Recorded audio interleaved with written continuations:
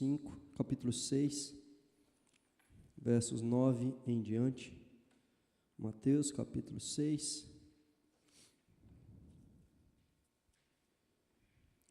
Leremos dos versos 9 em diante.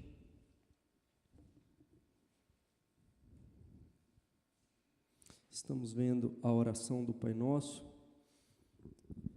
e hoje abordaremos a terceira petição: faça-se a tua vontade, assim na terra como no céu. Diz assim a palavra do Senhor: portanto, vós orareis assim: Pai nosso que estás nos céus, santificado seja o teu nome, venha o teu reino, faça-se a tua vontade, assim na terra como no céu.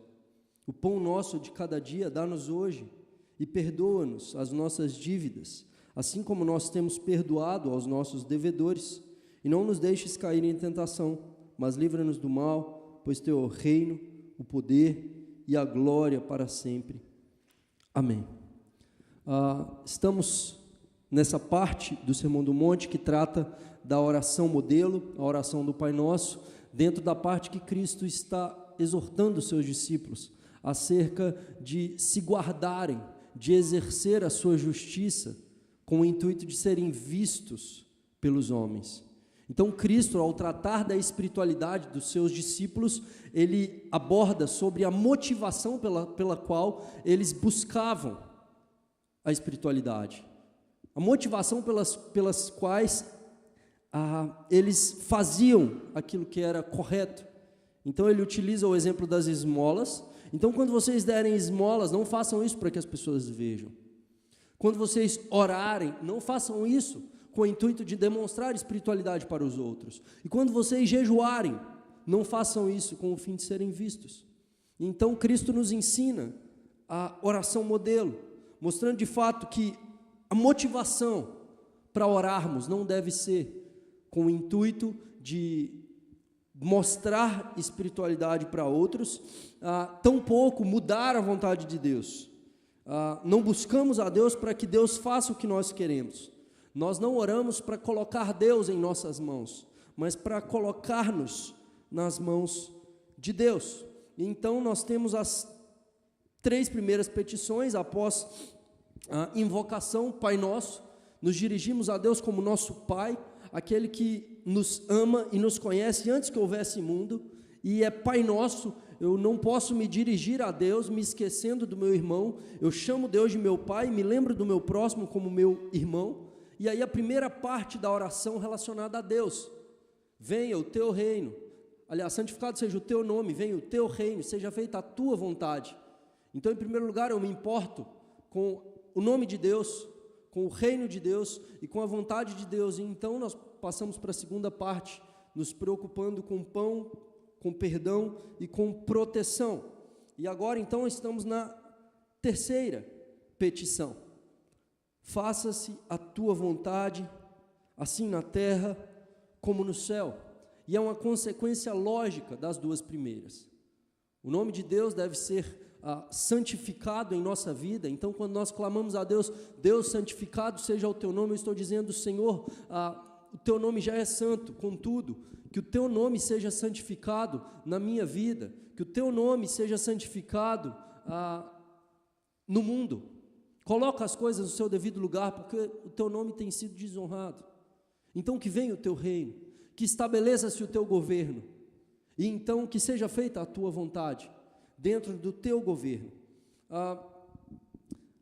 Todas as frases estão no imperativo, porque demonstra a súplica, é um clamor a Deus, é um pedido a Deus.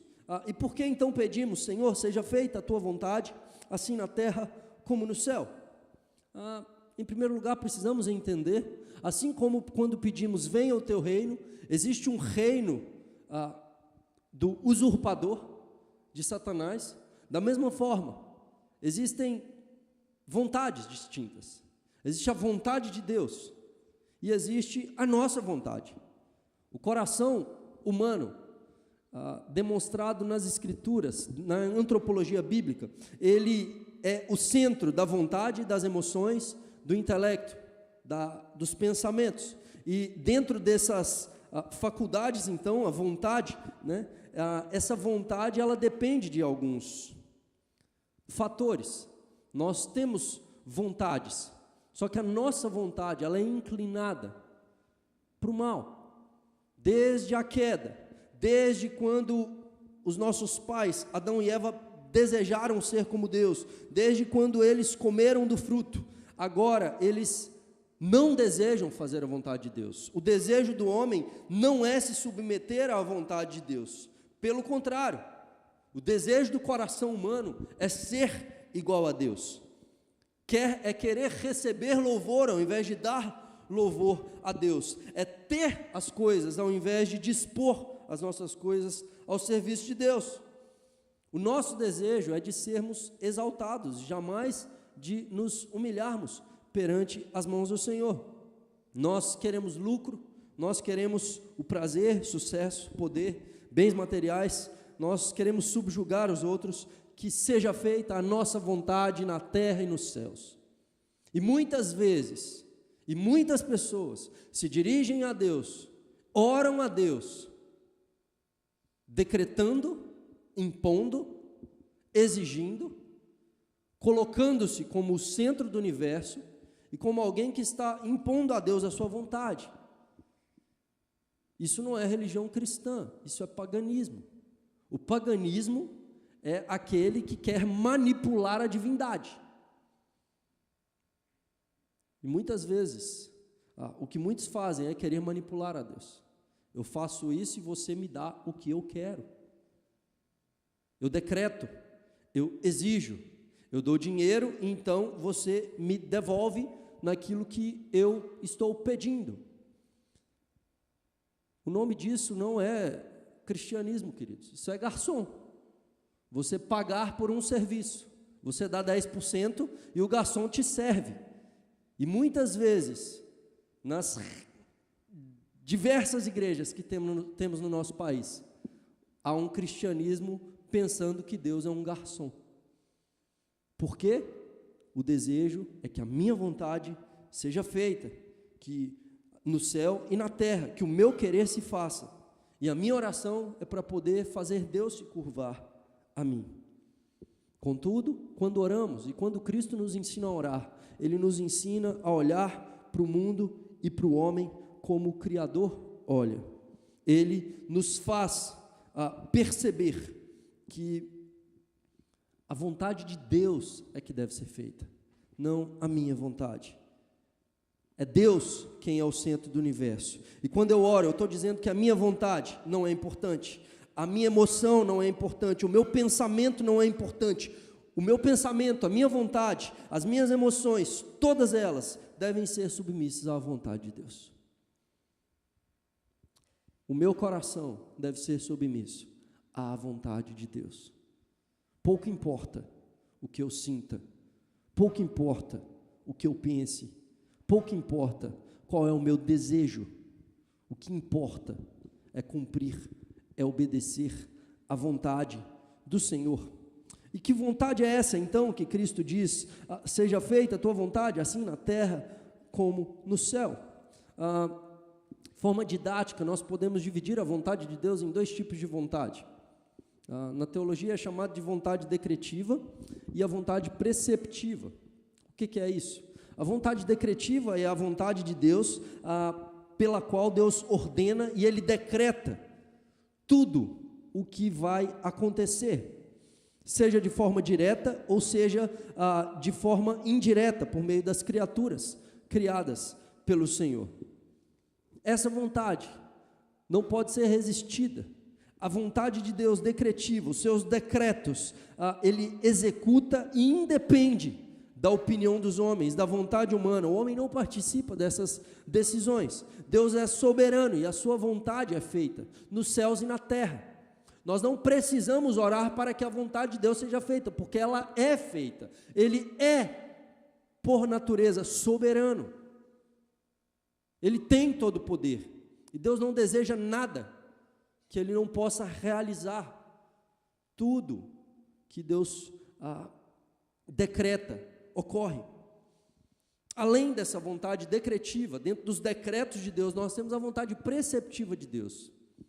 E essa nem sempre acontece.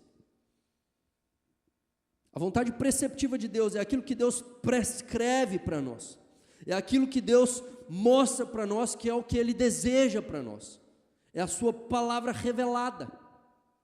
Deus prescreveu para nós a sua lei, a sua vontade. A vontade de Deus pode ser conhecida. A vontade de Deus foi revelada a nós e ela é boa, agradável, ela é perfeita. E Deus então, por meio da sua palavra revelada, Ele nos mostra a sua vontade, criando-nos como criaturas morais e mostrando-nos o caminho que devemos trilhar, os deveres que temos para honrar o Senhor. Essa vontade é revelada na lei, nos evangelhos, na escritura sagrada. Essa vontade nem sempre é obedecida. Nem tudo que Deus requer de nós é obedecido. Então, quando nós oramos na oração do Pai Nosso, Senhor, seja feita a Tua vontade. Eu estou dizendo que a Tua vontade seja feita, Senhor, na minha vida. Que eu possa andar nos Teus decretos. Que eu possa cumprir os Teus desígnios. Que eu possa andar na Tua lei. Bem-aventurados aqueles que têm fome e sede de justiça, porque eles serão fartos. São aqueles que têm fome e sede da justiça de Deus. São aqueles que amam a lei do Senhor e querem andar conforme a vontade de Deus, porque eles foram dominados pelo Senhor. Eles são guiados pelo Senhor e eles amam a lei do Senhor e eles são perseguidos por causa dessa justiça na qual eles andam. E por que a vontade preceptiva de Deus, ela pode não ser realizada uma vez que ela é soberana? Porque dentro da teologia há uma vontade que é chamada de vontade permissiva. Deus permite, porque Ele tem um propósito. Então Deus permite que o mal exista, porque Ele tem um propósito. E tudo no fim o glorifica, tudo no fim o honra. E mesmo quando Ele permite, é porque Ele quer. Eu costumo exemplificar isso na figura do meu filho. Eu posso dizer para o meu filho, Davi, não coloque o dedo na tomada. E aí o Davi vai lá e tenta colocar o dedo na tomada. Eu vou lá e impeço o Davi. Se eu impeço o Davi, eu não quero que ele coloque o dedo na tomada. Aí depois eu digo de novo, não coloca o dedo na tomada. Ele vai lá e tenta colocar, eu vou e impeço. Até que chega uma hora eu digo, não coloca o dedo na tomada, ele vai colocar. E aí eu digo, então coloque. E aí ele põe o dedo na tomada. Eu permito que ele coloque o dedo na tomada. Eu não faço que ele coloque o dedo na tomada. Eu quis que ele colocasse o dedo na tomada? Quis. Em última instância, ao permitir, a minha vontade é permissiva. É nesse sentido que Deus governa o universo. E nada foge do seu controle, nada foge da sua vontade, nada foge da sua soberania. Então Ele permite muitas vezes que a sua lei seja quebrada. Mas Deus está no controle de todas as coisas. Quando oramos, Senhor, seja feita a Tua vontade, nós pedimos pelo menos em 4 níveis. Nós dizemos, Senhor, que a Tua vontade seja feita nos céus e na terra. Nós estamos falando de um nível cósmico. Nós estamos falando de uma dimensão cósmica, dizendo que Deus cumpra o papel original, determinado pelo Senhor, para toda a criação, porque com a queda do homem, a ordem das coisas foi invertida. Toda a criação geme, clamando por redenção. Senhor, coloca as coisas no devido lugar, santifica Teu nome, venha o Teu reino e seja feita a Tua vontade em toda a dimensão cósmica. Senhor, seja feita a Tua vontade em um nível nacional, na terra. Olha para o nosso país, Senhor, para a nossa nação, e que as leis da nossa nação possam estar de acordo com a Tua palavra. Porque feliz a nação cujo Deus é o Senhor, feliz a nação que procura seguir e andar nos teus decretos, que as nossas leis sejam justas, que os nossos governantes temam ao Senhor. Seja feita a tua vontade, Senhor, no nosso país. Nós clamamos dizendo: Senhor, seja feita a tua vontade na igreja. Seja feita a tua vontade, Senhor, no meio do teu povo. Que não haja, Senhor, divisão. Que a nossa motivação como igreja seja honrar o teu nome, glorificar o Senhor, cumprir o teu querer, que não seja feita a minha vontade, que eu não queira me sobressair sobre o meu irmão, que eu não queira me impor sobre o meu irmão, que na tua igreja, Senhor, a exposição da tua palavra seja da sã doutrina, seja da correta doutrina, que não haja desvio, e que a tua igreja, Senhor, ande na tua palavra, que o teu povo viva o evangelho, que o teu povo, Senhor, honre o Senhor, que sejam representantes, embaixadores do teu reino, e que cumpram a tua vontade. E por fim clamamos no nível pessoal, dizemos ao Senhor: Santo Deus, que a tua vontade seja feita na minha vida, que o teu querer se cumpra na minha vida. A vontade de Deus, que é boa, agradável e perfeita, ela é revelada a nós.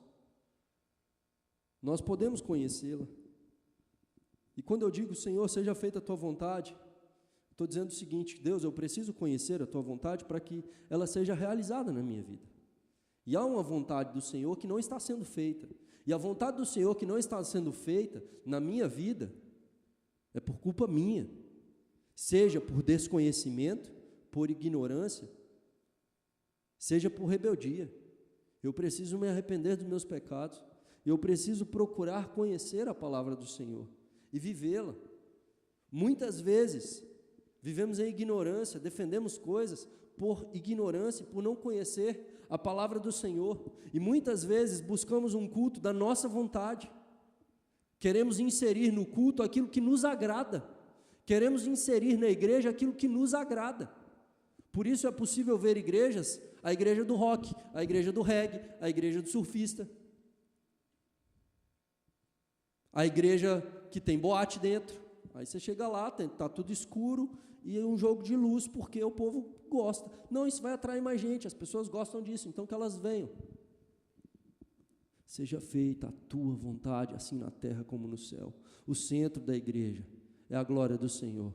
O desejo da igreja é honrar o Senhor e fazer a tua vontade somente, Senhor. Pouco importa a minha, pouco importa o meu sentimento, pouco importa o meu pensamento. Que a minha mente seja moldada pela tua palavra, que os meus sentimentos, as minhas afeições sejam voltadas em me deleitar, em cumprir o teu querer. O Senhor Jesus, sendo Deus Todo-Poderoso, a sua vontade era a mesma vontade do Pai. Contudo, quando Cristo vem, Ele se faz carne e habitou entre nós. Ele, ao tornar-se homem no tempo, ele passa a ter uma vontade humana, que era distinta da vontade do Pai. Cristo, como homem, tinha uma vontade, como homem, distinta da vontade do Pai. Ele tinha vontade como Deus e ele tinha vontade como homem. E quando que a vontade de Cristo é distinta da vontade do Pai? Cristo teve fome, ele teve vontade de comer. O Pai nunca teve fome. Deus, sendo Deus, ele não é suscetível a esse tipo de necessidade. Quando Cristo está no Getsêmani, ele ora ao Pai. E ele diz ao Pai: Senhor, Pai, se possível, passa de mim esse cálice. Contudo, não seja feita a minha vontade, mas sim a tua. O Pai atendeu a oração de Jesus? Atendeu. a vontade do Pai foi feita. A vontade de Cristo, naquele momento, como homem, sendo homem, ele tem o desejo de autopreservação. Ele não quer passar pela morte, e pior do que isso, ele sabe o peso da ira. Ele sabe o inferno que ele teria que passar na cruz, o peso da condenação. E sendo homem, ele não deseja passar por isso. Contudo, em João capítulo 4, o Senhor Jesus diz: a minha comida é fazer a vontade do meu Pai. E aqui ele nos ensina isso, que a minha comida seja fazer a vontade de Deus, que o meu desejo, o desejo do meu coração seja que a tua vontade seja feita, Senhor, assim na terra como no céu. Que a tua vontade, Senhor, seja o centro da minha vida. Que a tua vontade, Senhor, seja o meu alimento. Que a minha maior necessidade, o meu alimento, aquilo que de fato, aquilo pelo qual eu vivo, aquilo que me mantém de pé, seja, Senhor, fazer a tua vontade, cumprir o teu querer. Senhor, eu quero ser como o Senhor Jesus. E esse é o propósito de Deus, e essa é a vontade de Deus, para mim e para você.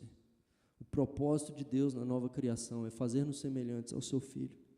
A vontade de Deus para nós é de sermos como Jesus, conformes à imagem do seu Filho, andando nos passos do nosso Redentor, totalmente submissos à vontade de Deus. E por isso, oramos: Senhor, Pai nosso, que estás nos céus, santificado seja o teu nome, venha o teu reino, faça-se a tua vontade, assim na terra como no céu. Além disso, da esfera pessoal, esse pedido é um pedido escatológico. Nós, quando clamamos para que o nome de Deus seja santificado, quando clamamos para que venha o reino e para que a vontade de Deus seja plenamente feita, nós estamos clamando para que o Senhor Jesus venha e instaure plenamente o reino que já está instaurado. Mas, Senhor, venha e dissipe todo o mal, dissipe tudo aquilo que é contrário à tua vontade, Senhor. Maranata, ora vem, Senhor Jesus, para que a tua vontade seja plenamente feita, Senhor. Esse é o desejo do meu coração, porque mesmo quando eu não cumpro a tua vontade, isso traz tristeza a mim. Que a tua vontade seja feita, Senhor, assim na terra como no céu. Diante disso, querido, algumas coisas que precisamos compreender para a nossa vida, de aplicação para nós, diante dessas verdades. Em primeiro lugar, então, precisamos conhecer a vontade do Senhor, a vontade revelada de Deus. Nós não devemos buscar gurus, nós não devemos buscar profetas, nós não devemos buscar respostas em pessoas, uma vez que Deus trouxe para nós a sua palavra. A Bíblia é a nossa única regra de fé e prática. É por ela que devemos guiar a nossa vida, é por meio dela que nós caminhamos, ela é que mostra para nós o nosso modo de vida. Quanto da palavra de Deus conhecemos? Quanto de valor nós damos à Bíblia, queridos? O quanto de valor eu dou para a Bíblia, o quanto de valor que eu dou para Deus, porque é o quanto de valor que eu dou para a vontade de Deus. Temos nós nos afadigado em conhecer, em aprofundar a palavra do Senhor? Não tanto, porque as nossas reuniões de quarta-feira não são tão frequentadas. Você está aqui na quarta, isso já é uma bênção, mas mais do que isso, diariamente, e na leitura da Escritura, quantas vezes você já leu a Bíblia toda? Eu já li uma vez, pronto, resolvido. Não, querido. Uma vez por ano, pelo menos. Se aprofunde no conhecimento das Escrituras.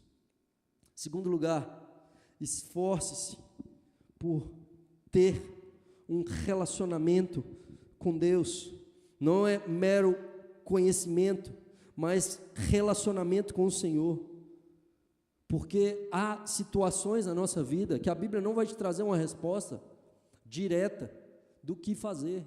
E para isso é necessário que estejamos em comunhão com Deus, para que a gente possa olhar a base na Escritura e poder aplicar para a nossa vida, sendo dirigidos pelo Senhor, sendo guiados pelo Espírito Santo de Deus.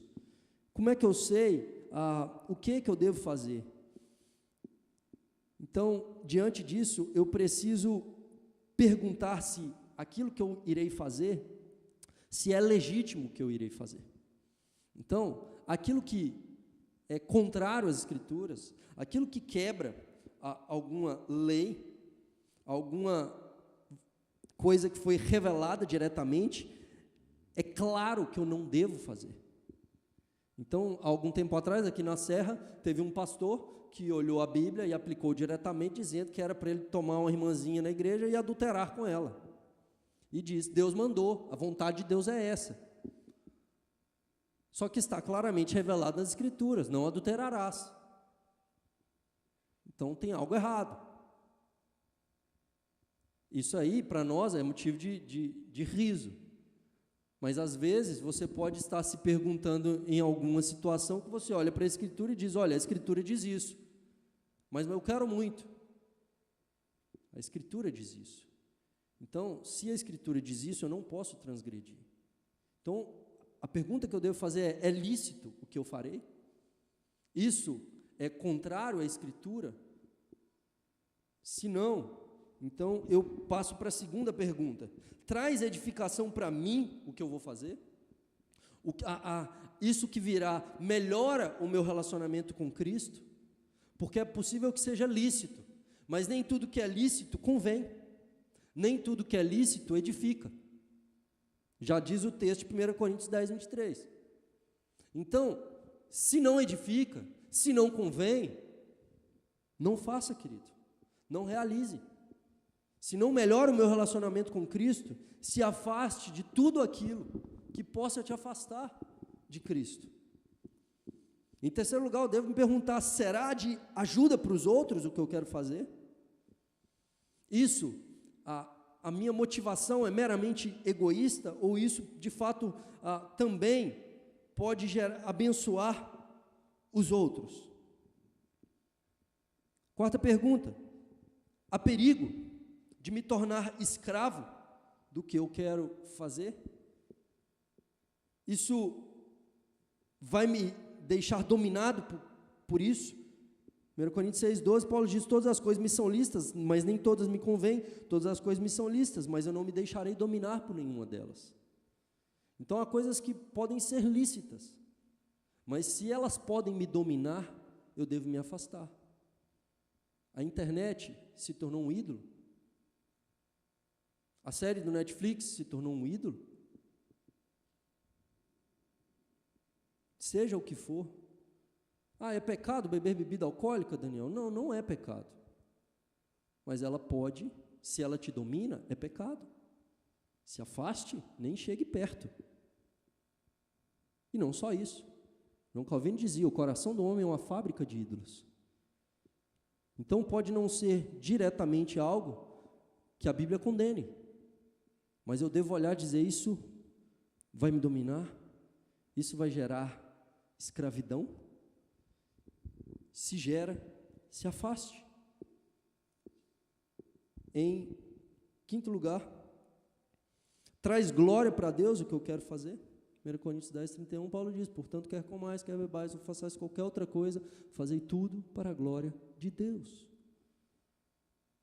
Então, em última instância, tudo o que devo fazer deve ser para glorificar o meu Senhor.